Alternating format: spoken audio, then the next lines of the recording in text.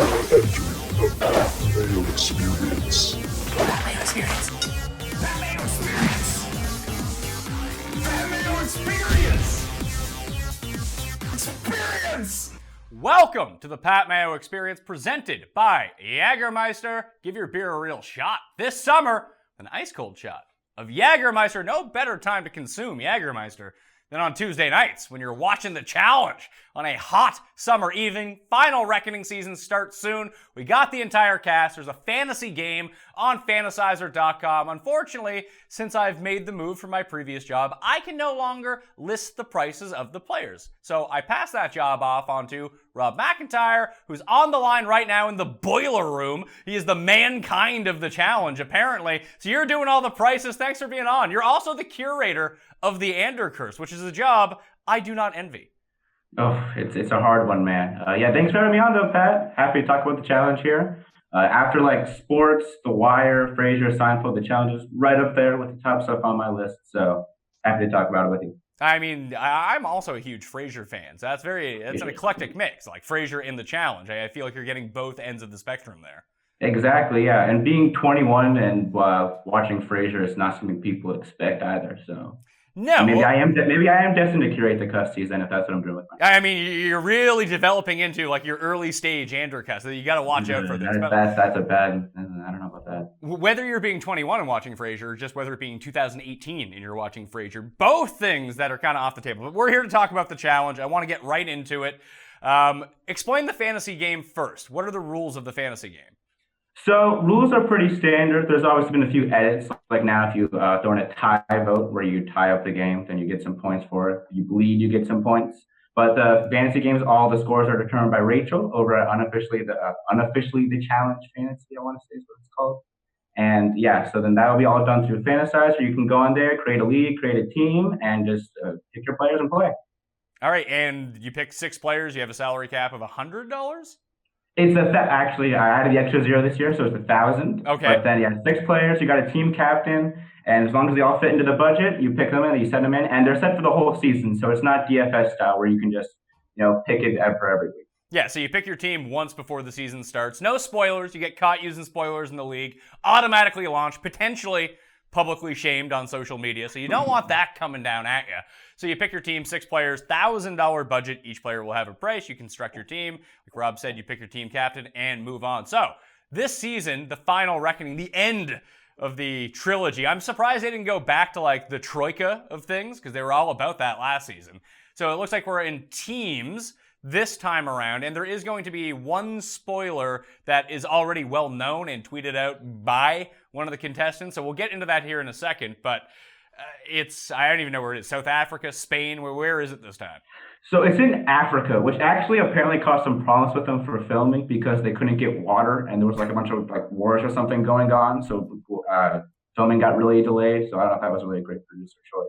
But yeah, they're in the middle of Africa, which probably means like I actually could play in a little bit because the last season they filmed in Africa in front of a 3, like they didn't have much swimming or stuff. It's not really great to swim in Africa. So that could actually affect how things go on. All right, so the cast, you're going to be in teams. I've watched the trailer. Everyone's buried to begin with, so they have to go dig up their partner. So Bananas is the first player we're going to talk about. Is he the most expensive player in the game? He is the most expensive player. It was between him and CT, but considering CT got Veronica and Bananas' partner situation we'll get into in a little bit, I went with Banana as the highest priced player. So yeah, he's $250, so he'll take up a quarter of your budget with just him. So if you're going to have Bananas, you need to make it up somewhere at the bottom. This is season number 17, season 18, season 7. He's been on 17 seasons. He has 6 wins. If he wins this time, he might break the $1 million threshold in terms of total. We're not counting these stupid like in-between seasons either. These don't count towards the stats. I can't even watch that show. So I don't know because compared to like the first 4 seasons, it's way more like the challenge now. So do those ones count too? Yeah, but no one from those seasons is on besides Veronica. Well, no, I mean, like, CT was on pretty early. Mark Long's on. Vaughn was a wannabe on. They just don't cast him. Yeah, Mark Long hasn't been on in like 8 years, and CT didn't really come around until I think like Inferno 1? Which was he was Inferno 1. So that was like season 9 or something like that. This isn't like the 4 versus 4 we're going through here. So back to Bananas.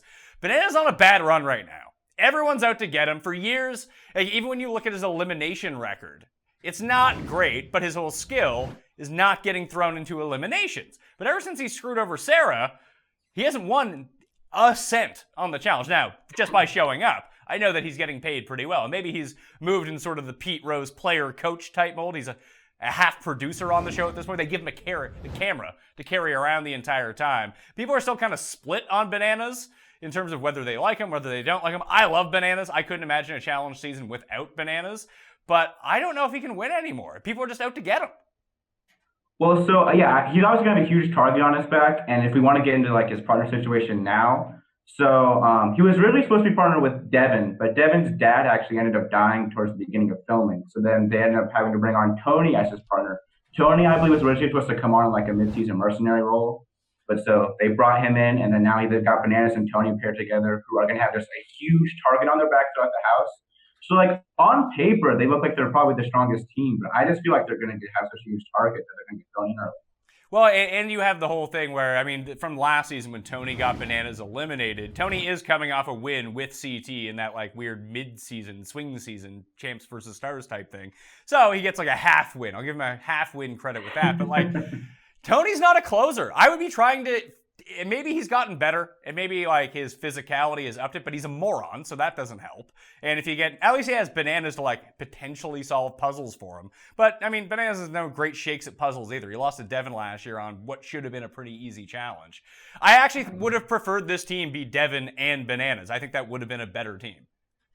Really? Yeah, no, I do. I mean, I think Tony's a monster right now. I think what the move with these guys is just I don't know how these eliminations are going to break out, because we have like all these mixed pairs, and the last time that happened was on Battle of the Bloodlines, and how it worked was they just had alternating like elimination for gender, so you'd have like a male elimination, female elimination, and then with that one, you could only one of the partners participated. So if that's the case, then Tony can just like do all the eliminations for Bananas if it's pole wrestler or something, and take out most of the guys, then they can just walk on to the final. But if it's pairs, then I feel like the eliminations aren't going to be that physical, and they could just end up getting like a puzzle or something. Because you're not going to have them go up against Angela and Faith and Hollow Bar or pole wrestler or something, or else you'd have like the Me Too. Yeah, I've been really down on the elimination challenges for like the past few years. I just feel like they haven't been very good. Yeah, I'm with you on that. I don't know what with the format. Did you like the format for Mendez? I personally did not. I know that's something a lot of people did, but like I just felt like it was way too easy for the Troika to just manipulate everything. And then it also ended up being like, okay, you had male and female elimination weeks, but then the male and females ended up playing together in the end. But they didn't tell them that till the very end. So then none of them made moves to take like the good players on the other side out. Yeah, I mean, it's going to be really difficult to do with this, too, because like you mentioned, the Bloodline season, it's probably going to mirror that in terms of eliminations, and that was a fucking terrible season. It was bad. So, I mean, the eliminations didn't help, and the final challenge was just brutal, just running through Berlin, or was it Munich, Berlin, wherever it was, they were somewhere in Germany, and it was not good. So, I look at this team, you're right, I think on paper, Tony and Bananas stack out. How much is Tony in the game? He's 240, so he's right under Bananas, and he's tied with CT and Zach for second highest price. Okay, so I mean, I guess I would figure like Cara would probably end up being the highest priced player just because she's so much better than all the girls. Yeah, but she's got Marie as her partner. That's true. That's a bad look. Why is Marie still on the show? Well, she causes a lot of drama. She's kind of become like the new Beth, except instead of like her castmates hating her, it's just the audience all seems to know. Like, I don't mind her, but I can't stand her. I actually caught her on. I had Derrick on, the Challenge Mania host, along with Scott Yeager. I had Derrick on not too long ago, and then I heard Marie on his show, and she actually seemed like a good hang on the show, like when they were doing the podcast, but physically on the challenge, like get her off, like. She's awful. Like, she's so brutal. And, like, the drama she causes, like, it's the only reason that she's staying there, but she only lasts, like, 3 episodes. Are we really going to get an entire season with her because Cara can carry her the entire way? Like, I don't need that in my life. Well, if we're talking about, if it's just those individual eliminations, Cara can just go in and do all the eliminations for Marie, and then she's around to the final. Yeah, then she's not going to win the final because Marie's going to be, like, hacking darts out back instead of, like, going on the treadmill and training. Like, once you get to the final, like, you need to be able to run. I don't think Marie's up to the task when it comes to running. Well, I mean, if you remember when she used to be on the show, all they would show us just her smoking half the time. So I don't think she's in great shape for the final. Well, listen, she'd be in great shape for the final like 25 years ago. If we revert back to like how it was when it first started, Marie would be a perfect competitor. Not so much for this iteration of the challenge. No. So, and I just personally can't stand watching her, so that doesn't help either. But Cara, she has a chance to pass Bananas in terms of like career winnings because she won so much after winning, like becoming the first female solo champion of the challenge, the first ever just overall solo winner of the challenge last year. She's up over 600 grand. She's tough to beat in eliminations, and she's probably the biggest beast going now. What a career transformation for Cara, being like the unathletic, can't do anything, just being a pushover to being like, terrifying to go up against if you're someone else in this house having to go one-on-one with her. But I just think that Marie's going to like weigh her down. What's her price? She's let me do 1 second here. She is at,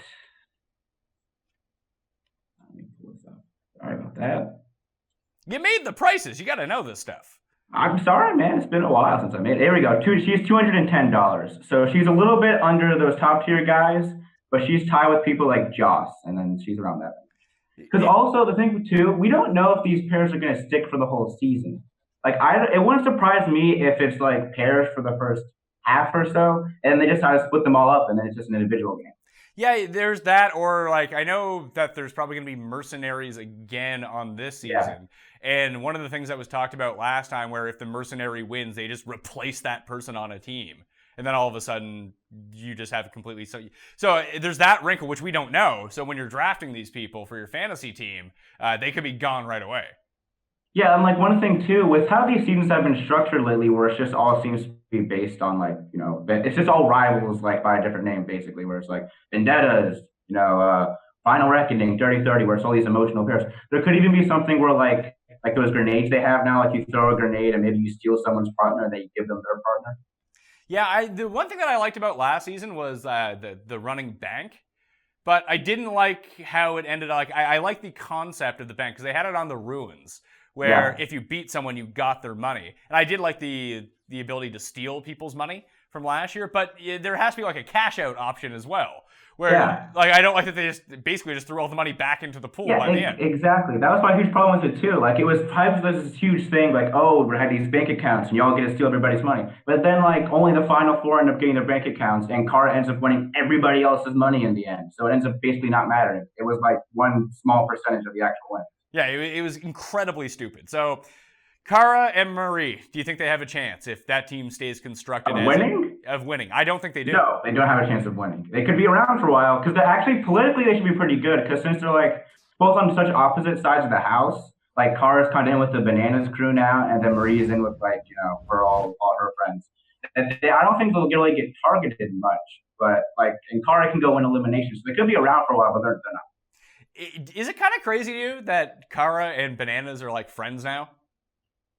I guess so. I think what happened is I would say they're pretty clearly the faces of the show right now for each of their genders, right? Like Bananas is pretty clearly the guy that's repping the franchise. Cara's the girl, and since everybody else in the house now seems to not like them that much, they just kind of stuck together. Yeah, but they've come a long way over the past decade from just bitter rivals. Because Banana was established by the time Cara came onto the show, which was on Cutthroat. No, she was on Fresh Meat and got bad. Yeah. But her first big season was with Cutthroat when she hooked up with Abe.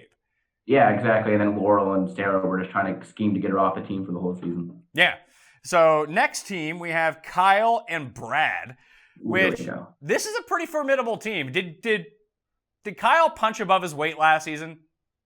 I think he did. He was pretty decent in the final though, which was surprising. But I think there could be some backlash to sort of his social game for this season. So it looks like he and Cara are no longer on amicable terms. So that could be good for him. But then also, I think there could be the sort of thing where people look back and this guy was a rookie and he never had to go into elimination and actually had two vets thrown into elimination when he could have been.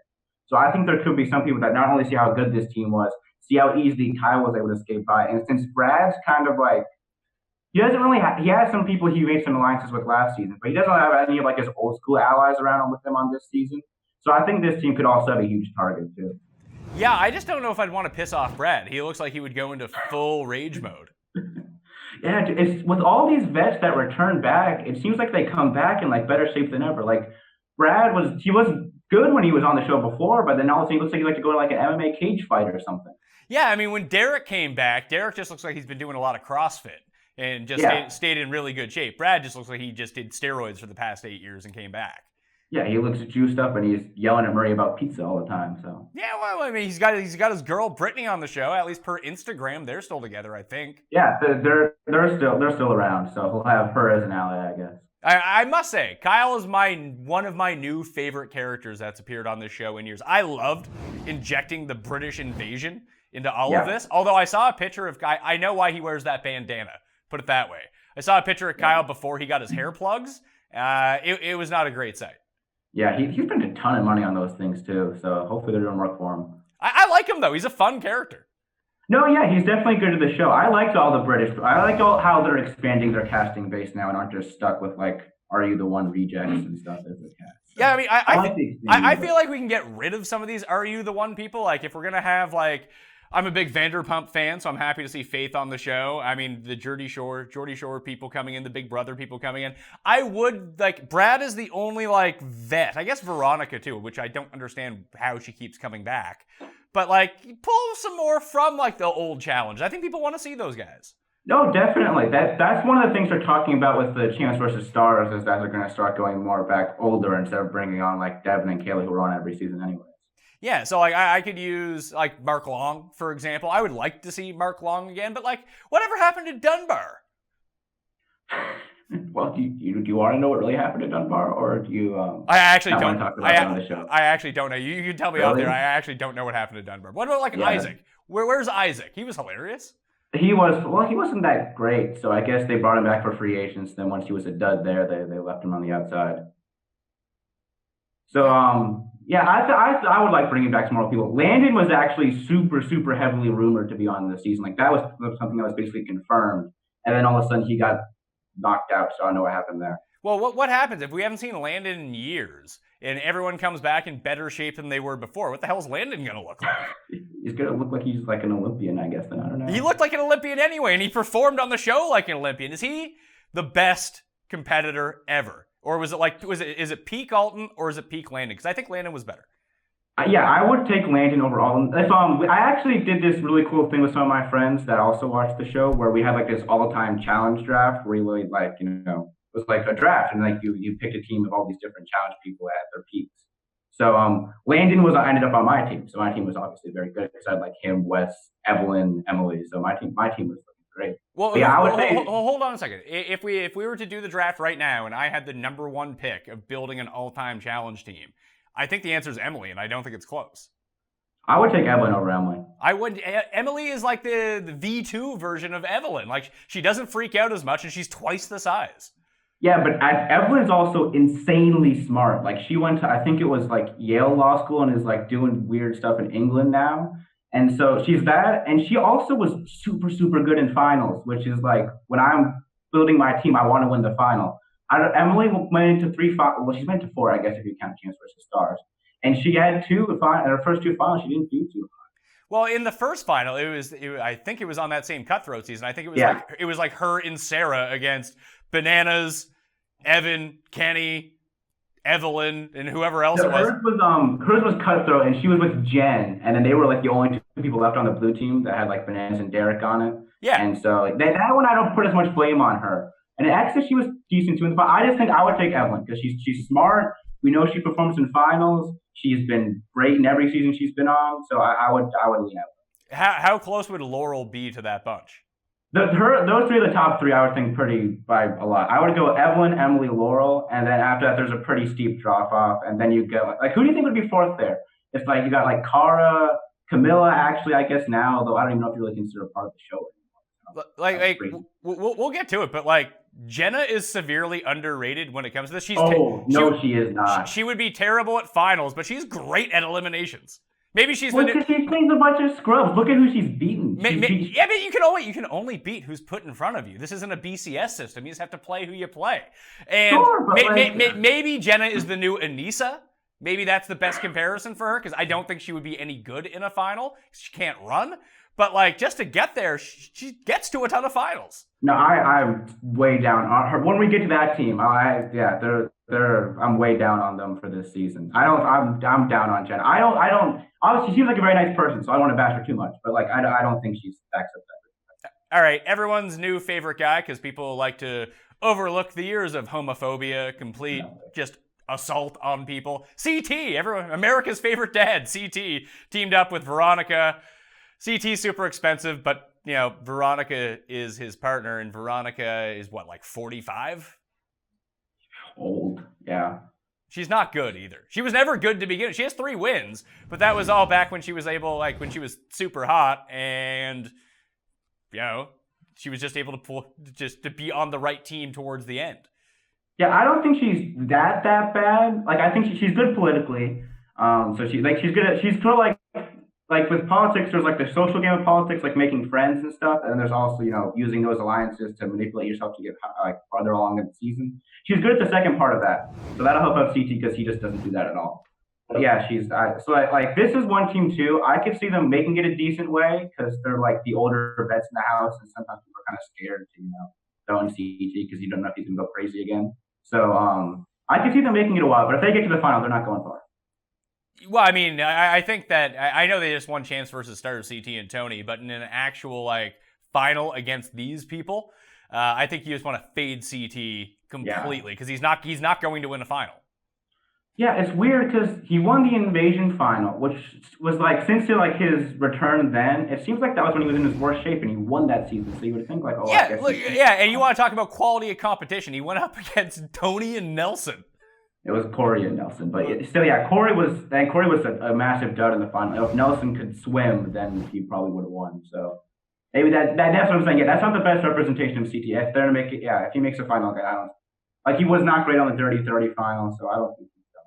Yeah, so he can get to the finals because even when you look at his like overall like how many seasons has CT been on? Paul, put up the graphic for a sec. It's been 13 seasons. He's been in 8 eliminations. No one wants to piss this guy off. Now, he's been kicked off a lot of those seasons, so he never got a chance to be thrown into elimination, but I just don't think people want to chuck him in. Yeah, I don't think he's been thrown into an elimination since Free Agents when Bananas threw it. It was between him and Zach, and Bananas just like flipped a coin to see who we would throw in. Yeah, so, I mean, they're going to last for a little while, so that's always good. So if you was like, how cheap is Veronica? She's not super cheap just because she's with CT and she's older. So she's 140. So she's like right around like a little bit higher than like the Marie range. I mean, I'd rather probably take Veronica than Marie because maybe she can do something, and I think they're going to last for a while. Yeah, although Marie gets you more drama points though, which is good. Yeah, but I mean, in terms of the scoring, like when it all kind of shakes down, you do want people who, you know, could potentially win a challenge. That's where the points are scored. Like the drama points are just kind of chuck-ons that are, hey, this is great if they get kicked off the show for being crazy, but Marie's not going to be so crazy she gets kicked off. Yeah, that's true. Like I would say that Marie is more in play to quit the show and get minus points than deliver a ton of drama points. Apparently last season she actually admitted, I forget where it was, but she admitted to like throwing the elimination to Kailah when she was there when it was like a little Donkey Kong style boxes. So yeah, she's known to, and then remember the season in Dirty 30 when she wouldn't eat like the cow's eye and stuff. So she might be liable to just leave at some point. All right, next team is Zach and Amanda, which is great. I just read an oral history on The Ringer about Can't Hardly Wait, so Amanda is back in my life. I like Amanda. Yeah, I think she's good for the show. I don't really have any clue what she's like as a competitor. Well, she was pretty good on Invasion last one she was on, and she put up a huge fight with Jenna in that the Redemption House challenge. Remember when they were coming back? She almost won that one when it was like push this person off, and Jenna was twice her size. So, yeah, I think this team is actually really good. This is one of the teams I think there's like about 5 or so teams here that can like have a legitimate shot at winning. I think this is one of the teams that really has a good shot at winning because Zach might honestly be like, in terms of just a strict competitor, he might be the best guy on the show at this point. Like they had this little promo they recently put up where it was like, you know, oh, who would you want as your partner? And it seemed like half the house picked Zach. Yeah, So I think I would want Zach until the final. Guy's bad at finals. He was pretty good on the Vendettas one. Like, he wasn't bad. Like, he seems like he's in actually better shape now for the challenge. Like, before, back on, like, free agents and battle of the seasons, he was just so big that he would gas out in these finals. And if they were, like, at any elevation, he just wouldn't have the oxygen. Remember when he tanked that one final with Laura on free agents. So, but now he seems like he's in good shape for a final. Like, he seems like he's slimmed down a little bit. I don't think he's playing arena football anymore. So I think and Amanda, I think she'd be good in the finals. I haven't seen her have any endurance problems really. Really good at puzzles as well. Also good politically. She has a lot of friends in the house. So I think this is a really strong. Yeah, this is probably the favorite if I think about it just on paper. I guess maybe potentially Kyle and Brad if it just becomes super duper physical. Yeah. But I think Amanda can make up for a lot of what Zach can't do. Like you mentioned the puzzles. Amanda, apparently she's a nurse, but has an awful lot of time to go on these reality shows. So I don't know how legit that is. But I think it could be fine that if they have a Sudoku that they have to figure out and everyone's like, Sudoku? This is just blowing my mind. I can't figure this stuff out. That Amanda could potentially step in and help out with any sort of puzzles that come around for the final. She seems to be in pretty good shape, like you said. But their biggest thing in the house might be the fact that Jenna's here, still dating Zach, or back dating Zach again. And Jenna's with Jemmye, who is terrible, but like that could just be an alliance right from the outset. Yeah, well, if you know, the Zach and Amanda are actually paired based on like Amanda spreading the rumors about Jenna and Bruno. That's the source of their rivalry, which like with Leroy and Ty is one of the weakest rivals pairs on the show. But yeah, Jenna and Jemmye, this is one team I don't think is lasting. Like I said before, I'm not as huge on Jenna competitively. I don't think she's like if you were ranking girls on this cast, I don't know if I'd put her in the top 5. Honestly. I'm just trying to think. So Cara's the best girl in the cast, just if you just break it down to pure ability to win this and physicality and just being good at this game. I actually Tori might be second. That's what I was thinking too. Then I think it's Jenna. No, I would take Kam over. Remember too, she's coming off a devastating leg injury. Like she had that awful injury on the second Champs for I don't know if you call it the second or the first, but so the second season of Champs Versus, she had a huge leg injury, and there were reports she might not be able to walk again. So I don't know how she's going to come back with. I don't think she's going to be the best at like winning a final, but getting to the final, like I said, I think she's a tough competitor, and people seem to like Jenna. Like she has, yeah, they do.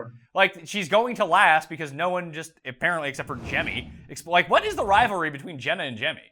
Well, remember on Dirty 30, Jenna saved Jemmye after like the initial purge, and then like right after that, Jemmye threw Jenna in against Kailah in that one elimination. That's it? Yeah, I'm telling you, man, they're running out of stuff with these rivals. This one's actually not as bad as some of the other ones. Like Zach and Amanda, I don't even know if they've ever been on the screen together. Yeah, I mean, they're really reaching here for some of them. So, I mean, Jemmye is so bad that there's no way that this team is going to do anything. I think this team is gone early. This is not one I'm high on. I mean, I guess the only way that this team does stick around is if Zach and Amanda start doing really well and Zach just keeps Jenna around. I guess so, but even then, I think they seem to have gone away from the traditional elimination format in recent seasons where it's just like whoever wins throws that person in. They have like all these weird things now to change it around. So I don't even know if he could. Yeah, I mean, the best case scenario for Jenna here is if somehow her partner gets replaced. Yeah, see, the best thing for her is if Jemmye and Amanda get into a fight, and then they just pair her and Zach together because they both get launched. Yeah, see, that would be an excellent team all of a sudden. Although I think they'd bring in like mercenaries or stuff like that for that. Okay, so next team, Angela and Faith. Who is Angela? So Angela was actually on Bad Girls Club, and then she went on X on the Beach, and then that's how she's entered the challenge universe. Okay, and Faith is from Vanderpump Rules. And if you are not familiar with Vanderpump Rules, first of all, give your head a shake because Vanderpump Rules might be the best show on TV. Just for a consistency level week to week. And the challenge has really worn me out with these I think that's my biggest problem with these in-between seasons is that there's no off season for the challenge anymore. And I used to hate it when it happened, right? So yeah. You would have a season, then you'd have to wait like 4 months or 5 months for another season. But at least it built my anticipation for the season. Now it's just on all the time. And I'm just like, all right, like, yeah, the challenge, there's no build up anymore. Like, I'm excited for this one because I didn't really watch the in-between season. Now I'm like, hey, the challenge has been out of my life for 2 months. I'm excited to get back in and see what Johnny Bananas is up to. And like, hey, is Kailah an even better athlete this time around? And I really hate these in between seasons. I actually really liked last season of Champs Versus, so I don't know if I'm with you on that one. I thought that one was really good. I'm a big West guy. I just think he's very entertaining, so I loved having him around. But yeah, I could do with a little bit of a break, especially for me, who I do the things for Fantasizer, and I read about the show. It'd be nice to have like a week or two in between these seasons to catch up a little bit. So tell everyone where they can find your blog, by the way. So I'm on medium.com. So if you go to medium.com and just search like my Twitter handle, RobMCI16, that'll pop up. I do recaps for the show. I'm also now helping Fantasizer with like their whole fantasy game. I come up with the prices and I do all the stuff for them. And then I also now am starting a podcast with some people where we're going to go back through old seasons of the challenge. We're starting with the first battle of the season and like recap those ones. And then just like go from there and talk about all the stuff. That's awesome. That is a podcast that I will subscribe to because I mean it's tough to get people to talk about the seasons of the challenge. It's a very niche community. Although people are I'm gonna have Adam Rank on as soon as the season starts going because he's just like a closet challenge fan. There's a lot of closet challenge fans out there who don't want to openly talk about the fact that they're big fans of the challenge and have been so for like 15 years. Exactly. Those are the guys that you really need to bring back, like the Landons and the Mark Longs and all those people back for. Yeah, so Angela and Faith, do we have anything with them? Because, like, Faith just hooked up with Jax on this season of Vanderpump Rules, and then she claimed, like, she might be pregnant, and then that was a story that didn't go anywhere, and then basically she's not on the show anymore. She's on this. Wow. So Faith actually was in the military for a while, so she should be, like, she has some competitive fire. You're in the military. You should at least have you should be in decent shape. And Angela just seems like she's a crazy person. I forget which one it was, but she was kicked off one of her shows before. She's always on Bad Girls Club, which I would think that means she's used to creating drama for TV. So I think Faith, if it is split, maybe Faith just turns out to be really good, and then she can win a bunch of eliminations for them. But I don't have super high hopes for this team. This one's at the bottom of the ladder. All right, Brad's main squeeze, Britni, is back, and she's paired with someone named Chuck. I have no idea who Chuck is. So they were on Are You the One together. They weren't a perfect match, but they were a couple, and they dated for a while after the show. And then I think he just ended up ghosting her. So then that's their backstory. Britni to me is like the perfectly average female in the house, where she's not really like bad at stuff, but she's not good either. You don't expect her to win, you don't expect her to lose. She's just right in the middle. But like I don't see Chuck stacking up too great with all these guys that are on this cast. So this team I don't have super high hopes for either. Well, I mean, if there's one thing Britney's really good at, as we've learned over the past 2 months, it's getting DUIs. Yeah, or just like getting her various body parts blurred out on television. Yeah, I mean, she's big on Instagram. That's actually, like, I got Instagram. Basically, I went on my honeymoon to Europe to take pictures and post those and follow people on the challenge. That's all I use Instagram for. So I get like live updates of what's going on with all these people. But like, I mean, if we were to set odds on Chuck getting beat up by Brad at some point, if he like causes any friction with Britni, like that has to be like a minus 150 favorite. Yeah, if that's the case too, you really want Brad because then they'll get launched. Maybe, but I mean, then would you want? Yeah, I mean, if you get kicked off for fighting, that's basically like winning the final challenge. That's the most points you can score. And then you have to think there's some fighting leading up to that too. And if it happens like midway through the season, maybe Brad's already won a bunch of stuff. So then you're going to get all the points for Brad. And Brad needs to redeem himself because the last fight Brad was involved in on the challenge, he got knocked out by Darrell. Yeah, that wasn't a good look for Brad. And we need Darrell back on. Like, for the amount of promotion that Derrick is doing for this show, like Derrick should just really be on these seasons. Yeah, he really wants to as well. So he had Shane on his show recently, and apparently, like Shane was saying that if Nicole ended up being able to do this season, then Shane would have been with Nicole, and they would have put Derrick with Nelson, and then Derrick would have been on. But that's one of my problems with these things too, is that with these all rivalry-based shows and stuff, they end up limiting their casting pool because they have to cast people that they can spin them and have them make sense together. So like what are we thinking is the best format? If we want to cast like the best people on this show that we enjoy watching, is it the 3-team setup? You have like your like old dudes, the middle tier, and like sort of not necessarily rookies. Have a few rookies, but have like almost like that Cutthroat season, but separate them. That's what I would really like them to go back to. I loved Cutthroat. That would have as like my number 3 season all time. So that's one of the format I'd like to see them go back to. Also with this season, so they could have avoided the whole like issue with the eliminations in male and female. I would have liked them to just do teams of 4 and then just kind of like smash some of these teams together. Also, I don't think you need these like casts within these pairs to, create an interesting storyline. These people are crazy enough where you just put them in a house together, pair them up however which way you want. There's going to be plenty of drama anyway. Yeah, well, I think the problem was like when you got into like the individual stuff, that just the groups became so clear within the house that they did pair themselves up. Although even last season was an individual challenge and there was a high amount of drama. It's just the whole key to creating the drama is not putting the people together that could, because the thing is, if you put all the people who hate each other together, eventually they're just going to like each other because they're both trying to win money. So you take all the drama out of it. It's like injecting the British people in was a really smart move.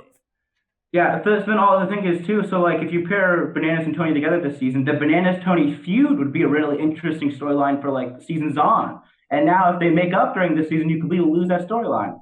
Yeah, like I like the original Rivals when Bananas and Tyler were paired together because like they had a legit history. They were on Key West together, and then they had a falling out over time, and then they rebounded. They got back together, became friends again, and they won. That's a nice redemptive arc, but we don't have history with enough of these people. Yeah, like none of these pairs are based on feuds that happened before Invasion. The only one that even really has history before then is CT and Veronica, and that's all the way back on the Inferno too. Yeah. So like, are you expecting anything from Britni and Chuck? No. Okay. They're gone early. I mean, you could take Britni for hookup points because she's just she's gonna be fucking Brad all around the house. So yeah, with Smashley, we don't know what, and so so for the Mercenaries, Hunter and Ashley appeared in the trailer, and Corey and Devin appeared in the trailer. So we don't know how they're going to be involved in this season. But with Ashley not in the fantasy game, I think Britni might have like the highest points per episode when you just discount the competitive part. Yeah. Okay. So next team we go to is Devon and Jozea. Who are these people? So they're both from Big Brother. Jozea he might be the most derided cast member after one season I've ever seen. Like everybody, he was on the recent season of Chance vs. Stars. Like Wes and other people have said he's the worst challenger of all time. He's just a disaster. So because like they had a swimming challenge and he didn't know how to swim, and he did like so like if this opening part does a swim, he's just going to drown before the season starts. So this team is for their history. So when they were on Big Brother, Jozea entered the house. And he was calling himself like the Messiah for like bringing the new players together against the returning players. And then he got launched episode 2. So I don't think their political game is very good. I don't think they're going to be good competitively. These guys are dense. All right, so let's just check them out. Derek and Tori are together. So other Derek Henry, not the Titans running back, but the other Derek. So these two have had a legit falling out. Tori's like dating Jordan now, and she's like kind of crazy, which is awesome, but she's a good competitor. I like Tori a lot. And I think that these two were a team on like the other challenge thing? So like the Are You the One second chances that Devin and his partner won. Tori was paired with this dude Morgan, and then that's I think where they met. So they weren't a pair on there, but I think they met through that shit. All right, so this actually seems like a pretty good team. So I love Tori. I think Tori is great. I'm not so sure about Derek though, because like it's actually there hasn't been so much success with these like really good athletic people on the challenge. Like, you have so many people that were like, oh, these, almost in pro football. Like, I remember Bananas' cousin Vinny, who went on the show and was just kind of meh. So I don't know how he'll do. And I think he's really the swing for this team. Because if he's good, this team could be, like, they could win. Like, this team could actually be really good. But if he ends up just being a dud, like, a lot of other people before him, then they're not good into that. So Derek was Derek on Are You the One? Because there was another guy I'm getting him confused with. Remember, I think it was a few seasons ago, and they had to, like, hold coconuts. Yeah, and Theo, that guy. Theo, yeah, he was from Bad Blood, I think, Real World. Yeah. Okay, yeah. So all these periphery people are. How many people have been on the challenge over the years? Like 200? Oh man, that's a good question. A lot of people, and now it's going to be even more too with all the different shows they're pulling from. Yeah, like all these people just get mixed together in my mind. I like Tori though. I would bet on this team doing somewhat way if these two can like coexist, because they actually legit don't seem to like each other. No, yeah, they seem to have. Well, but Tori just seems. Everyone pretty much seems to like Tori though, so I think they'll be okay chemistry wise. Right. I'm just worried if it's like a guy's elimination and Derek gets thrown in against CT or Zach or something, and then with that. All right, so this is a weird team. It's Joss and it's Sylvia. So Would you call the Derrick Joss elimination the best elimination ever? No. It has to be up there. I think Derrick West, is the best elimination ever. It was very entertaining, and it seemed insane that they wouldn't let it go on for that long. But it's just like the fact Derrick was brought in as a mercenary, and then it was just kind of over. Plus how it ended, and there's apparently some like the producers changed the rules halfway through and stuff. So I wouldn't have it number one, but yeah, it was pretty. So Joss looks like a legit competitor. Like that was the biggest favor that Derrick could do to that house on the last season was getting rid of Joss because it looked like he was going to win. Yeah, no. So I think this is a really good team. This is one up there with Zach and Amanda. I think these guys could win. Because people always kind of look down on Sylvia, but if you look at her track record, she's actually done pretty well. You're starting to sound like my wife. My wife loves Sylvia. Think that Sylvia is super underrated. I think she's terrible. The only reason she beat Melissa last year was because the ball just kept bouncing to her and she just put it right in. She actually didn't do anything, and she's a quitter. She's a big-time quitter. Something happens with her every single season. Oh, I don't like being here. Oh, I'm sick. Like, just fucking get it. Why be on the show if you're just going to have a problem with it every time you're on? I mean, she's only been on 2 seasons, so we don't have to, I don't know if we can really call her a quitter. But so she beat Kailah on Invasion. She beat Melissa last season. And she's only been knocked out once, and that was in an elimination that was pretty much all based on height, where I remember her and Jenna had to, spin the little rope around and hit this paint and have it fall down on top of them. So, I mean, she only has 1 elimination loss, and that was, I don't even know how much you would say that was. Oh. I like Joss. I think he's going to do well here. And it's, for a guy who's kind of so dominant and all this stuff, he seems like kind of a nice guy and people like him.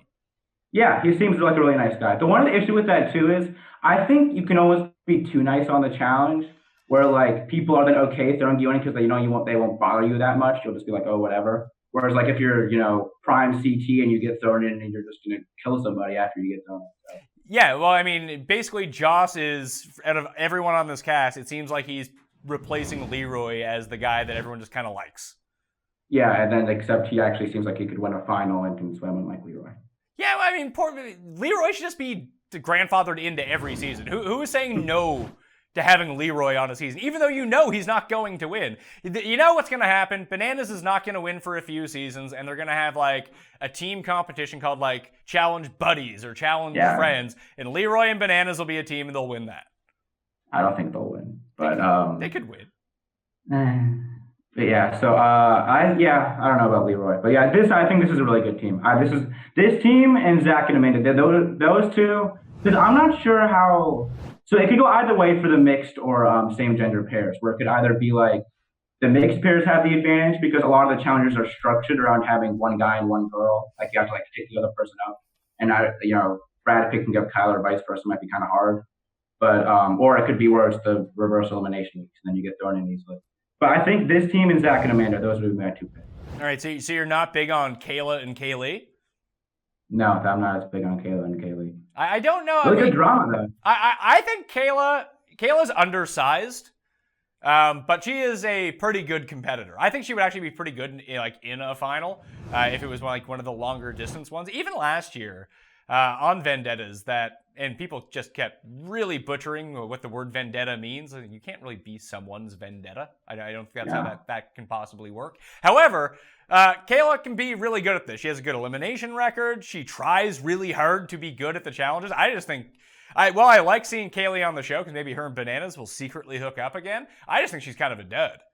Yeah, she's a dud. So this team would have super high hopes for either. There's a lot of these teams where it's just there's one stud and one dud. But so I think Kaylah's pretty good. She got a lot of hate after her final performance last season.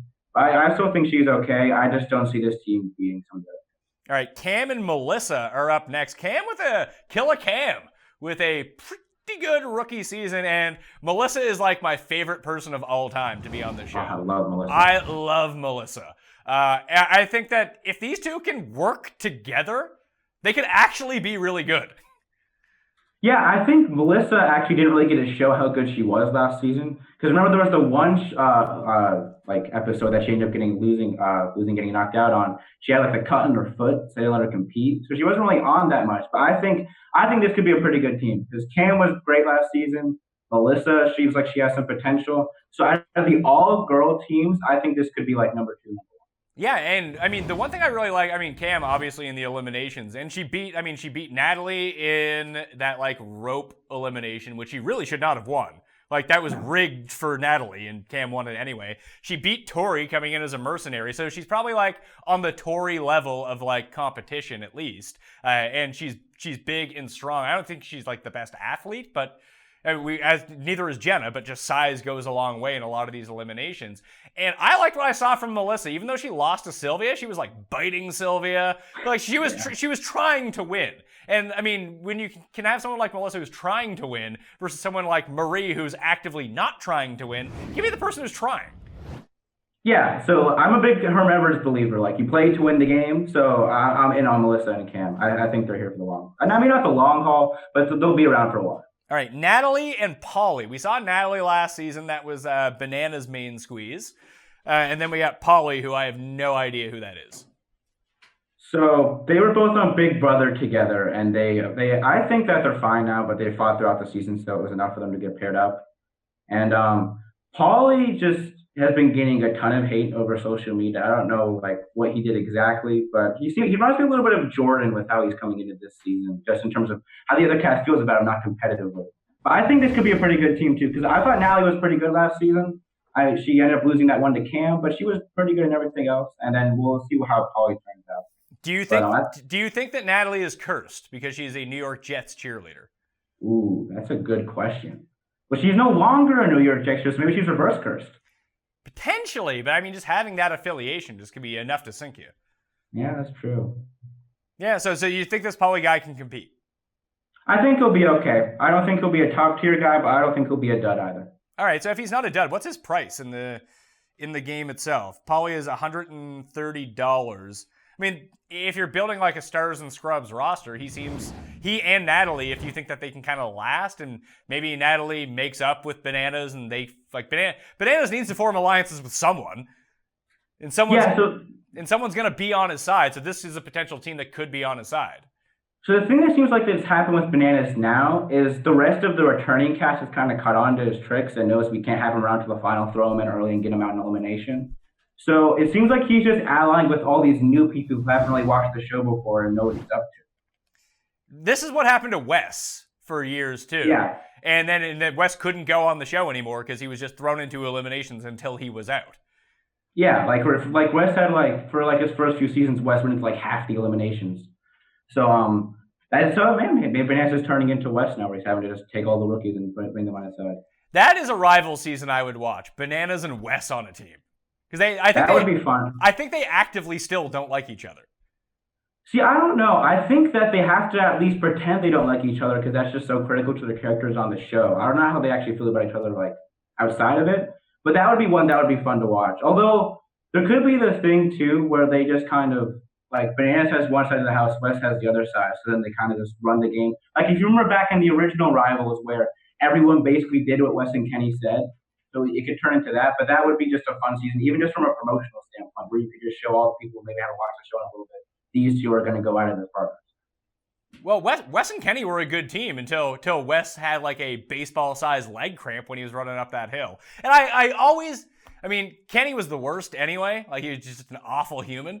But like, he was giving Wes so much heat for like crapping out in the finals. It was like a legitimate injury. But the only reason that they got to the finals because Wes kept winning things for them. Yeah, because they kept having to go into elimination because Kenny kept just like losing everything on purpose. Yeah, like it was really dumb. I was glad that they didn't win that season, but I'm a Wes fan, and from the brief amount of Champs versus Stars that I've gotten, even like the past few like actual seasons that he was on a few years ago, now that he's not all roided out, he's far more calm. Yeah, so I think, like, can you imagine if like, they brought, like, him and Derrick on as pairs this season for Mercenaries? How great that would have been? They might just be too undersized, though, is the thing. I don't know. I think Wes is still pretty big enough. I think they'd be good. Because they also complement each other really well. Like, Wes can do the puzzles and the politics and stuff, and Derrick's just such an endurance monster in eliminations. And you actually probably had a hand in creating that pair, though, when Derrick came on your show was taking shots at Wes. So you'd get some publicity for that, too. Last team is Nelson and Shane. I can't wrap my mind around Shane. Like, you said that it's tough for, like, really nice guys to go too far because people won't have a problem throwing them in. Shane is just too sneaky.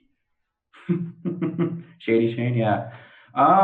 Yeah, so with this team seems like it's probably the worst of the 3 all-guys teams, but they should still be pretty good. I just think that eventually they're going to kind of fight with each other and their politics is going to get them in trouble.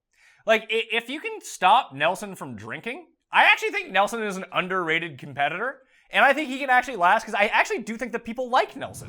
Like, watch, people seem to like him. He's a big dummy, and that's fine. Like, there's nothing malicious about Nelson until he gets, like, really wasted and, like, blackout drunk, and he's a crazy person. But, like, Shane's sober, people don't like Shane. Yeah, because, well, he has, like, a crew of, like, the new girls who all seem to like him. But so I think he'll, like, hang around with them, and maybe they'll carry him for a little bit. But so, yeah, with this team, they should be okay, but I just feel like eventually they're going to get thrown into elimination with one of these other big guys teams. All right, so what are we looking at for mercenaries here? So you said from the trailer there was Corey and Ashley? It was Corey and Devin were a pair. So as we talked about before, Devin leaves because his father dies at the beginning of filming, but he does come back as a mercenary later in the season? Yeah. That's what it looked like. And the way it was also shot in the trailer, too, it was really weird because they got, like, a lot of camera time for being mercenaries, which makes it seem like they're going to be, you know, more involved than you might think. Because, like, you wouldn't haven't given that shot before to them. So, yeah, I think if they're able to enter the house, I think Hunter and Smashy would be really good. I don't know as much about them. So Corey, Devin, Hunter, and Ashley would be the potential mercenaries that can come in. I mean, I don't know if would they be mercenary teams or would they just be replacing one? Like, we don't know, but like, what do you think? That's actually a good question. I don't know. I mean, we obviously don't know. So it's because Hunter. I feel like if Hunter and Ashley were a team on the show, they'd be really good. Yeah, if they were a team, I would put them with like Zach and Amanda and Josh and Sylvia. I think they'd be really good. Yeah, I think they'd be a top 3 team just because Ashley's weirdly smarter than people think. Yeah, she was like. I think she was like valedictorian in her high school or something. She's really smart despite being just a crazy person. But you see it on the challenges. Anytime that there's a puzzle, she's the one who gets it. Yeah, she does all the puzzles. She's good with politics. And then they're both pretty good at eliminations, both good in daily missions. So I think they would be a really good team if they can. Yeah, and I appreciated Hunter's effort the last time when he was on, when he basically had a broken hand, yet decided, I'm going to compete anyway. Yeah. And also they gave him the one mission too, where you really need the hand. Yeah, and he didn't almost win it, but like he wasn't a disaster doing it. I think he still beat Tony back when Tony was not what he is now. Yeah, I think Tony might be overrated. I'm not gonna lie to you. Well, he's had 2 seasons now where he's been pretty much the best competitor on the show. Yeah, but he also had 2 seasons before that where he was like the worst competitor on the show. Yeah, well, he got into shape. And then he learned that you need to get rid of bananas. So those are like the 2 most important things. All right, well, we'll see how he does now paired with bananas. I like to see Devin get back into the house. I know he's a mercenary, but I could just use more Devin. I think he's a good character. He's new Wes is who he is. He's less athletic than Wes is, but personality-wise, he's like more palatable Wes. Well, see, I don't know how much like Wes he is because he seems more like social than Wes was. Yeah, I feel like he has all the components. He doesn't have like the athleticism of Bananas or Wes, or like the using steroids of potentially both of them either, but he has qualities of both of them in one character. I get why he's on the show every year. Yeah, like that move he did last year where he turned the whole house upside down and ended up getting bananas thrown in. That seemed more like a bananas move than a West move. So I think he has elements of both. If he could just take some of the physical elements of both, then he'd really be on his way. All right, so who are people that we're missing from this season that you would like to see on? Like, I always ride for Jordan. I could use Jordan and Derrick on every single one of my seasons. Oh, sorry. I'm really becoming intercussed. So then I would think Louise, who was on The Last Chance versus, seems like she really wants to do a season. I think she'd be great if she was on. Wes, I talked to her before, would be great. Landon, if he came back in a similar shape, would be great. I like Derrick to come back. A lot of the older heads I like should come back. Are there any in the older, like besides Evelyn, Emily, and Laurel? And that's the one thing with Cara in this entire mix. Who's she beating? No one is the answer. Like, she's not beating, like, if she wants, she might end up being like the all-time earner, and clearly she's the face of the show. She's really good. But yeah. I want to see her beat a Laurel. I want to see her beat an Emily or an Evelyn. Like, we'll never see Evelyn again, but we might see Laurel and Emily again. Yeah, like Laura was on last season as a mercenary. Oh, Frank, someone else who like. Oh, Can you imagine? I love Frank. Can you imagine if they like paired him up with CT instead of Veronica? How great that would have been. That would have been pretty good. They did get into it. Was it free agents? It was Rivals 2 when like it was Frank with Johnny and CT with Wes, and then they were just at each other's throats the whole season. Yeah, I mean, he came back as a mercenary as well, like you said. But like, yeah, I could use more Frank. But the problem is with a lot of these older people, either no one cares about them, or the people that they actually want back, like, have things going on in their real life now that they can't just commit 4 months to going away.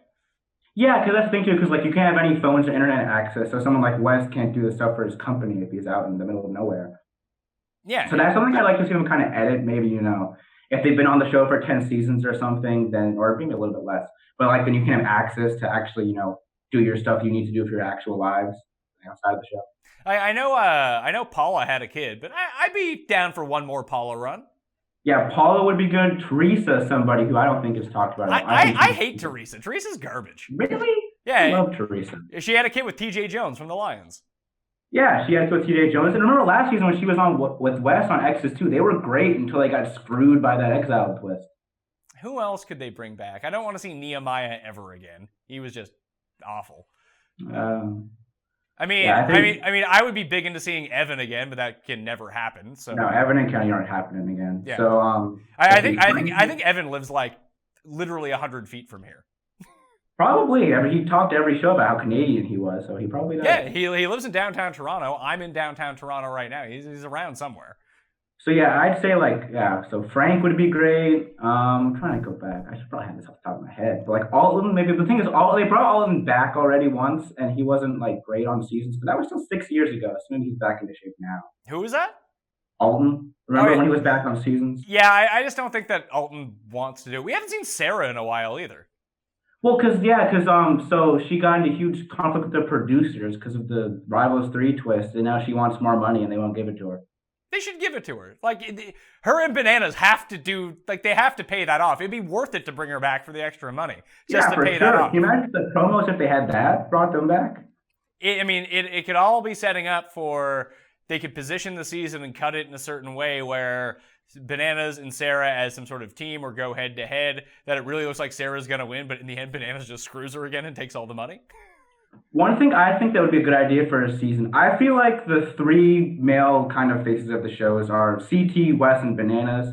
And then for the girls, you can move it around a bit more. But we'll say something like Cara, Sarah, and Laurel. Have like the 6 of them, pair them up, and have them be like team captains and draft teams. And then you make the selection for captains random, but then you can kind of rig it so Bananas and Sarah end up together again. Yeah. So for in terms of format, we like the cutthroat, the 3 teams. I like Cutthroat a lot, yeah. Cutthroat's great. I actually really liked the second Battle of the Seasons format where you had like the teams of 4. That's something I'd like to see them go back to. Like, and even the individuals, I like that too. One thing I would like to see them do is have them have their bank accounts, but then also you can like spend money to like get like kind of grenades throughout the season. So you can like, spend money and then you can do something like, oh, I want to switch teams for this thing or something. I see, that's not a bad idea because I know, what do they have in the Chance versus Stars season? The power play? Yeah, the power play, yeah. Did that work out at all? It was okay. A lot of people were accusing them of bringing it for the Stars. They didn't all just get launched in the first half of the season. Well, they almost had to. I watched season 2 of Chance versus Stars. Season 1, like the real athletes were actually really good, so the challenge people couldn't really compete with them until the actual final. And then in season 2, the challenge people just killed everybody. And so in season 3, they kind of had to. If you're not going to get like legit professional athletes as an entire team, and you have like backup dancers and child stars on the show, then you kind of do have to rig it for them. They don't know what they're doing. Yeah, well, then they switched it all around, so they were all on like the same. The teams were all mixed up and stuff. Oh, that's someone who should be back too from the first season. Lolo Jones. Can you imagine if she was on a real season? How crazy she would be in the challenge house. I mean, does she have money? Like, I know she was in the Olympics and all that stuff, but like, I feel like she could use it. She could use it. And she'd probably win too. She was awesome on her season. Oh, she would quit. 100% she would quit. Maybe she's such a competitor she wouldn't quit, but she would want to quit for sure. Well, remember when they were playing flag football and she quit because Lindsay Jacobellis, like, she wouldn't let her, like, block her appropriately or something, so she left that one, so maybe she would quit. All right, let's wrap this up.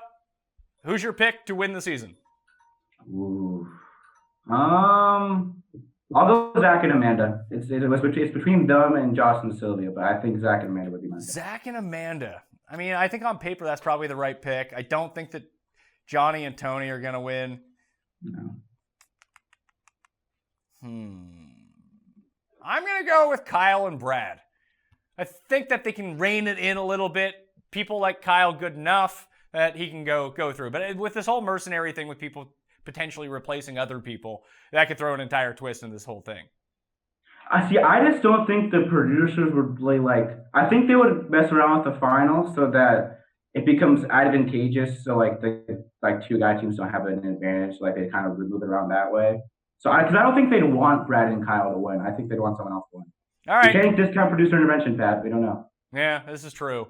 And we know there's going to be some sort of weird twist because this is a part of the trilogy. So you got the Dirty 30. You got Vendettas. And those 2 entire seasons just at a left field, something weird just happened. So I would anticipate more of that happening this time around. And then I'm good to go back to a regular challenge, by the way. Yeah, it'd be nice to have a break. Like I said, I'm not huge on this emotional rivalry format they have going on, because then it also sort of encourages people to instead of playing with their heads and making smart moves, just make moves that anger people they've already angered before and not create new storylines. So that's something I would like to see them move to. One thing too, how do you like the fluid episode structure they've moved to in recent seasons, where instead of just mission elimination then you're done, they have it all switched around? I miss time in the house. And I don't know if that's a result of people taking the challenge way too seriously now and that there's just not much going on in the house. But I used to I mean, when you go back and watch the old seasons, I kind of like the 22-minute format. I wouldn't mind that. I like the fluid episode format because I think it gives them more time to appropriate storylines. I think one thing we overlook is we're not going to have the same amount of story happen between every mission and elimination. Sometimes it's going to be way more, sometimes it's going to be way less. So then this lets them give an appropriate time to each storyline. But yeah, I wouldn't mind shortening the episode format a little bit, because it seemed like they had a ton of content in the previous season. But I mean, I guess they probably know more than I do. And then now the thing is too, if they extend it, then they just have more ad times to sell, so they can afford these giant budgets to give it to the winners now. Yeah, I mean, they also repurpose a ton of content. So, when you go into break and you come out of the break, it's the same minute on each side of it. If you end on a cliffhanger type elimination, the first 5 minutes of the next episode are just a repeat. It's the Rocky 2 Rocky type thing where you just see the last 5 minutes of the last episode. They could trim it up a bit and just make it more compelling. I feel like we don't know any of the new people at all. And I think that's part of the problem. That Kyle was the first new person that we've gotten to know outside, and that's why people clamor for all the vets to come back, because you feel like you actually know them. Yeah, that's true. They have a little bit more time in the house with some of these people. Some people end up getting launched in elimination, and their name. Sometimes you barely know their name, and then what show they're from before and after that. There's always going to be people like that on every show that are just bounced early, but Britni's been on for 5 seasons or something now. I really don't know anything about Britni. Yeah, I just know she likes to take her clothes off in the pool, and she's with Brad now. That's basically all we know. Yeah, that's her entire character. At least and maybe it's because they're dry, and I'm not watching Are You the One, because I don't think anyone's watching. I don't think anyone's watching Are You the One, and maybe it's more on that. At least with the other seasons, even CT, you can go watch Real World Paris if you want. Get to know a young CT, and then you saw him throughout the house. There's not enough time in the house anymore, I guess is my thing. It's too much focused on the actual challenges. One thing too, since they're expanding their casting pool, now they're talking about getting people from The Bachelor or Survivor. The Chad from The Bachelor was rumored to be on the season 2. I would have actually loved that. I could use Chad from The Bachelor in every single show that I could watch. So I think they're just more depending on those shows now to give you the background for the character, and then once they're on the challenge, it's just the challenge, and there's 30 different people and all these different stuff happening, so they don't have all the time to do it. Well, the worst thing that they could do is make a season where it's challenge people versus people from all the other shows, and just challenge people to smoke them, and just have the challenge people just destroy them. That'd be a bad look. Well, because the thing is, I don't know if really they ballot for the challenge, they ballot for everybody else. But the thing is now, they never really seem to be opposed to really lopsided teams. On Rivals 3, where it was Bananas and Sid were really good, and everybody else was just not great. Or on The Rumors when it was champions versus challengers. Gee, I wonder how that's going to turn out. Or on Gauntlet 3 where it was the vets versus the rookies, and the only reason the rookies won is because Big Easy just completely died during the final. Yeah. All right. That'll do it on the Pat Mayo Experience. The Challenge, Final, Reckoning, Picks, Preview, Fantasy Game. Rob, tell everyone again where they can find you, find your work, and about the fantasy game on Fantasizer.com. So you can find me on Twitter at RobMCI16. You can also find me posting about the challenge on Medium through the same handle, RobMCI16. Then I'm also doing the challenge through Fantasizer, so you can go find the league on there. And we should have our podcast, The Challenge Chronicles, coming out very soon, covering at the start, the battle of the seasons, and working our way through all seasons of the challenge. All right, I'm going to hit you up as the season's going along, and we'll get some recaps on the go and talk about what might be coming forward. Thanks for being on, dude. No problem, man. Thanks for having me. No problem. I'm Pat Mayo. You can follow me on Twitter at the PME, same as Instagram and Facebook. Plus, the Pat Mayo Experience has been brought to you by Jägermeister. Give your beer a shot this summer, an ice-cold shot of Jägermeister. That was the challenge. I'm Pat Mayo. Thank you for watching. I'll see you next time. Pat Mayo Experience! Experience!